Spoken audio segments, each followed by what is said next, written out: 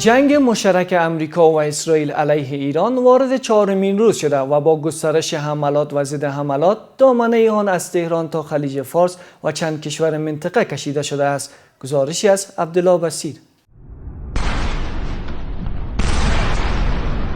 خاورمیانه در یکی از بحرانی ترین دوران تاریخ خود به سر میبرد. جنگ مشترک امریکا و اسرائیل علیه ایران وارد چهارمین روز خود شده و شعله‌های آن از سواحل دریای مدیترانه تا تنگه هرمز زبانه می‌کشد. آنچه با حملات هوایی آغاز شد، اکنون به یک جنگ منطقه‌ای تمام عیار تبدیل شده. موج‌های سنگین بمباران بر پایتخت ایران ادامه دارد. از شمال شهر و محوطه سازمان صدا و سیما تا مناطق مسکونی صدای انفجار قطع نمی‌شود. ارتش اسرائیل مدعی است که برتری هوایی بر تهران را به دست آورده و هدفش نابودی توان موشکی و هسته‌ای ایران است. تاکنون 10 نظامی اسرائیل در این جنگ کشته شدند، همچنین 6 سرباز آمریکایی کشته و 18 نظامی دیگر زخمی شدند. اما چرا این جنگ آغاز شد؟ مارکو روبیو وزیر خارجه آمریکا در کنگره این کشور روایت جدیدی ارائه کرد. ما به ایران حمله کردیم چون اسرائیل در صدد آغاز حمله بود و نیروهای ما در خطر قرار می گرفتند. بنابراین پیشگیرانه عمل کردیم و تغییر رژیم هدف مستقیم ما نیست. در مقابل عباس عراقچی وزیر خارجه ایران با رد ادعای روبیو گفت که هیچ تهدیدی از سوی ایران علیه آمریکا وجود نداشت.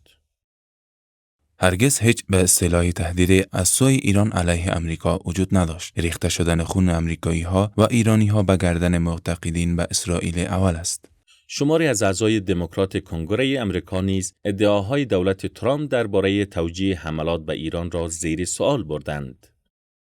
عربستان سعودی دیکتاتور بیرحمی است که هیچ مخالفتی را تحمل نمی کند. دولت بنیامین نتانیاهو 72,000 تن را در غزه کشته است که بخش عمده آنان را زنان و کودکان تشکیل می دهد. پاسخ ایران اما سریع و قاطع بود. سپاه پاسداران در ادامه عملیات وعده صادق 4 ساختمان اصلی فرماندهی و ستاد پایگاه هوایی آمریکا در منطقه شیخ عیسی در بحرین را هدف قرار داد. گزارش‌ها حاکی از انهدام ساختمان فرماندهی و ستاد این پایگاه است. همزمان ایران تنگه هرمز را رسما بسته اعلام کرد. اقدامی که بازارهای جهانی را تکان داد و قیمت نفت را بیش از 9% افزایش داد. دامنه جنگ به خاک متحدان آمریکا نیز کشیده شد. سفارت آمریکا در ریاض هدف حملات پهپادی قرار گرفت و تمام خدمات قنسولی خود را لغو کرد. واشنگتن با صدور هشدار فوری از تمام شهروندانش خواست فوراً خاک 14 کشور خاورمیانه را ترک کنند. دونالد ترامپ رئیس جمهور آمریکا در واکنش به این حمله اعلام کرد که واشنگتن به زودی پاسخ تلافی‌جویانه خواهد داد. هنوز چشمانداز روشنی از پایان این درگیری‌ها وجود ندارد، هرچند که ترامپ و نتانیاهو گفتند که جنگ بیشتر از چند هفته طول نخواهد کشید.